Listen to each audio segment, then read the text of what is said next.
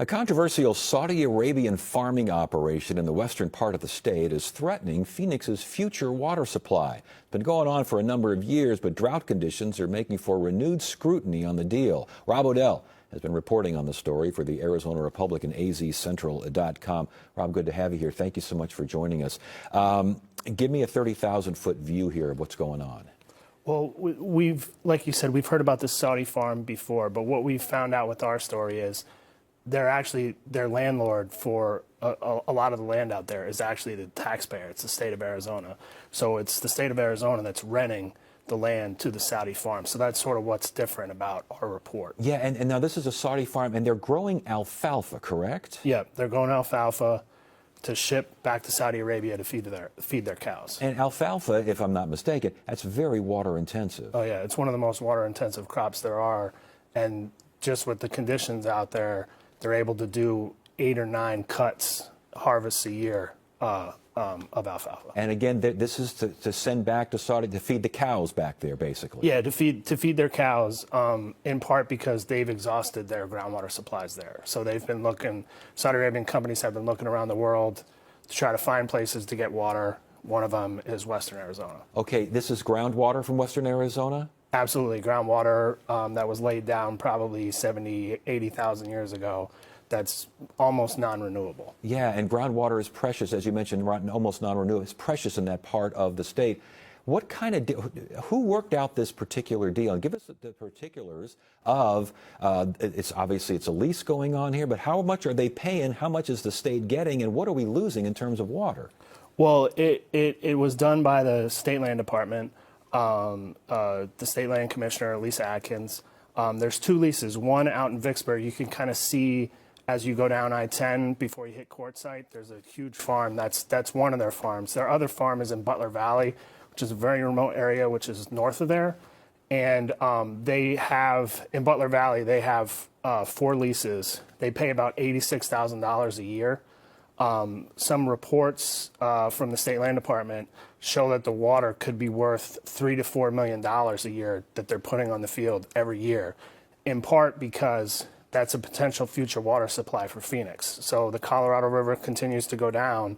That's one of the places in the state that's been earmarked as a potential future water supply for the valley. And that was interesting reading your story, that there are areas that are kind of earmarked where, okay, if things get bad, we always got this place. But this place right now is being taken over by Saudi farming operations. The state is aware of that, are they not? Exactly. They leased the land to them. One of the leases they just renewed, the one in Vicksburg, goes until 2031. The one in Butler Valley, which is the area where our potential backup water supply could be, runs till 2024. Okay, other residents in western Arizona, other folks out there, and everyone's got a concern when it comes to groundwater, because the groundwater here could affect the groundwater there, and vice versa. What are they saying about all this? Well, they don't want anyone taking their water, the valley or the Saudi Arabian farm. So they kind of blanch at this idea that it's a backup water supply for Phoenix, but that's why it's so valuable. In Harquahala, which is west of Tonopah, there's another area that's earmarked for, as a potential future water supply for us. And cities are making deals worth, $13 million, $50 million for that water. So you can see how valuable that future water supply out there could be. Is this being reconsidered at all by anyone in state government? Not that the governor and the State Land Commissioner, Governor Doug Ducey, and State Land Commissioner Lisa Atkins, they didn't really want to talk to us for this story.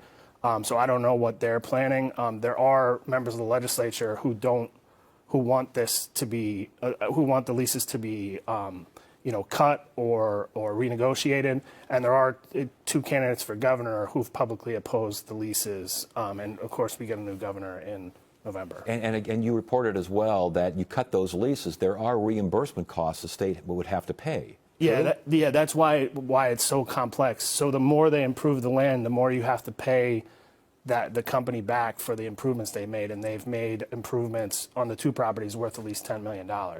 So if you ever leased out the land again, you'd have to pay that money to them first to give it to somebody else. Okay, and again, the transfer basins that are kind of holding spots or earmarked for the valley in case things go haywire. 5 of them, I think you reported around the state? Yeah, 5 of them. Some have more restrictions than others, but several of them are out in La Paz County, McMullen Valley, where Salome and Wendon are, Butler Valley, Harquahala, which is the closest one. And there's a couple others, but those have more restrictions on them and don't look like they would really be used. I was going to say, are they being used by other countries in terms of farming operations? Well, there are other countries that are in a lot of other spots. There's another country from the Middle East that has a number of farms in several of these farming hotspots in the country. But it's really the Saudi Arabian companies that are the biggest and draw the most controversy. Last question here before you go. Water metering, I hear people calling for water metering, calling for raising the rents. Any of that a possibility? To water meter, you'd really have to get, it would either have to be on the state land, it would have to come with a new governor, because it doesn't look like Ducey is interested in doing that. If it was water metering in rural Arizona, that would have to come from the legislature.